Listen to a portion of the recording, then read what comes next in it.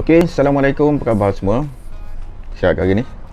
Harapnya anda semua sihat dan cergas.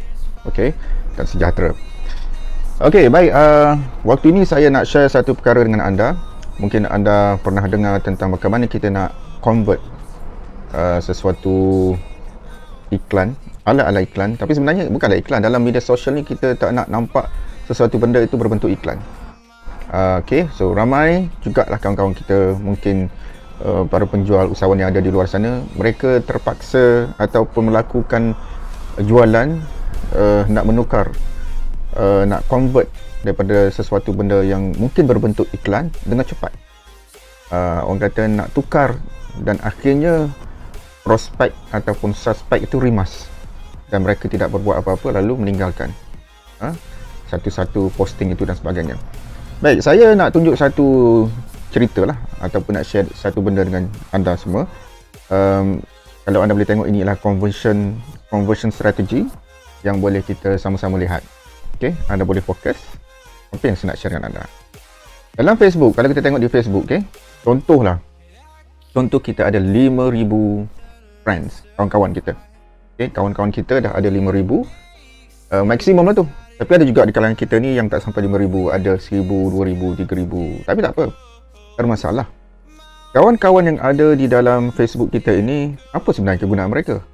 Mereka ini boleh menjadi potensi untuk membeli produk kita. Dan kita mesti ingat, jangan menjual dan mendesak orang dengan terlalu cepat. Sebab kita pun tak nak orang buat macam tu dekat kita kan. Tapi kita nak, dalam media sosial ni, kita nak bersosial, nak relax, nak santai dan sebagainya. Kita jangan terlalu rush, terlalu kasar, mendesak, dan akhirnya orang rimas. Bila orang rimas, orang tak nak beli produk kita. Kalau orang setakat tak nak beli produk kita, tak ada masalah. Mungkin orang akan unfriend kita. Friend Facebook kita unfriend kita. Sebab dia kata macam, rimas lah dengan orang ni, dengan budak ni, asyik-asyik nak menjual dan sebagainya. So dia unfollow. Yang paling teruk sekali, yang lebih teruk sekali, dia unfollow, unfriend dan dia block kita. Dan dia tak akan nampak apa posting yang kita buat di dalam Facebook kita. Tetapi dengan adanya 5,000 ini, 4,000 ke 3,000, tak kisahlah. Bergantung kepada berapa ramai kawan-kawan kita ada.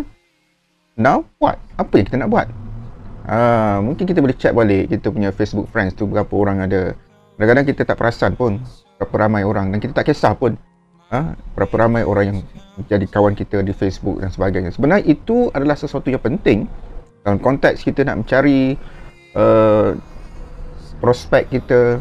Kita mesti mempunyai satu bilangan database. Dalam konteks Facebook inilah friends. Okay, kalau follower, dekat mana lagi?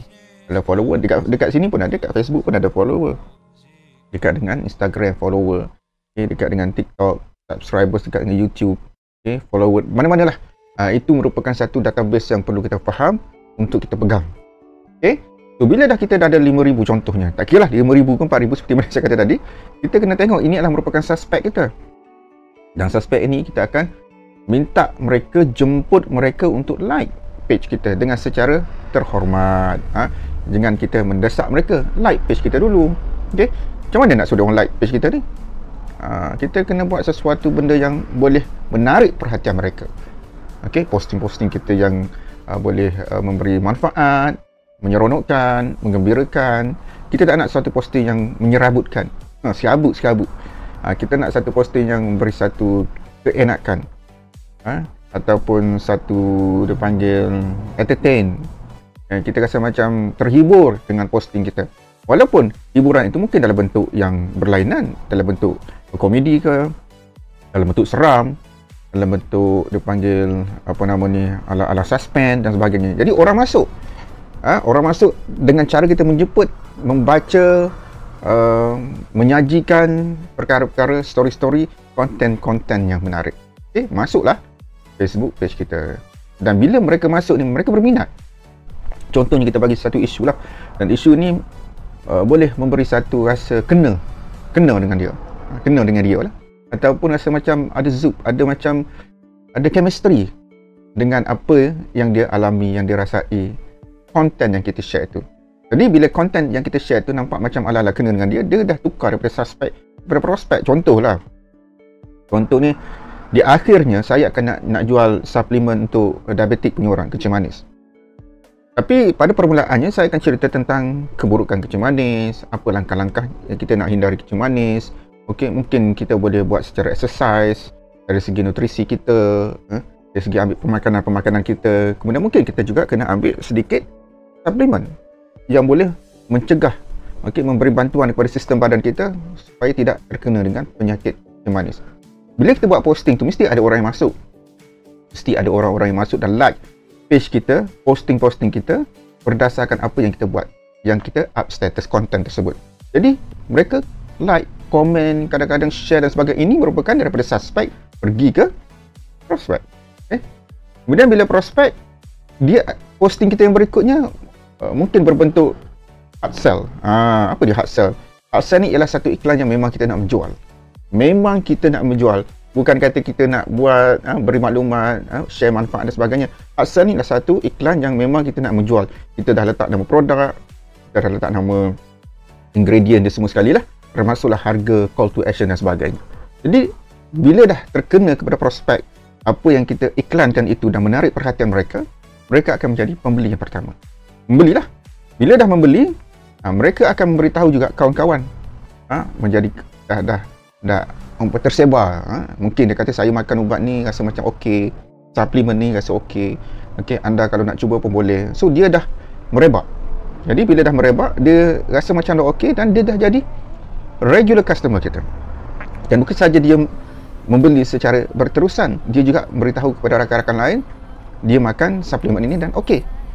Dan dia dah repeat order banyak kali dan post pula di dalam Facebook dia ke, Instagram dia ke, WhatsApp group dia ke, dan banyak lagi, dan orang akan melihat dan terpengaruh lah dengan apa yang telah pun berlaku secara positif terhadap kawan kita yang tadi. Bermulanya dengan suspek, kemudian akhirnya pergi kepada prospek, kemudian first buyer, dan akhirnya regular customer. Dan bila ramai membeli, seperti manalah saya kata tadi, dia akan jadi buzz effect.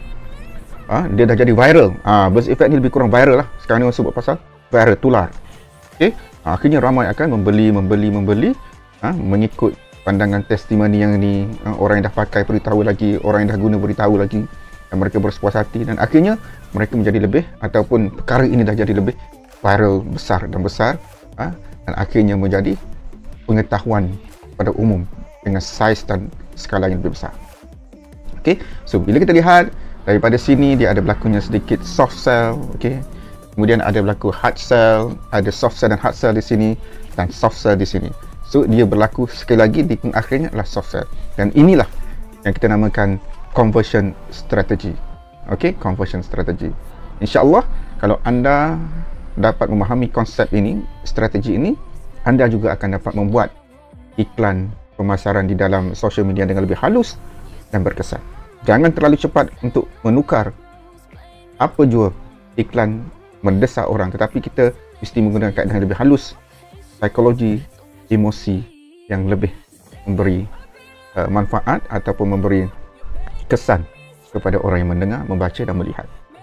Alright, itu saja untuk hari ini. InsyaAllah kita akan jumpa lagi dalam edisi-edisi lain, tips-tips yang lain, perkongsian yang boleh kita sama-sama memanfaatkan. Saya Firman Hajmah, sentiasa bersama dengan anda di mana jua anda berada. Kita jumpa lagi. Bye-bye. Assalamualaikum.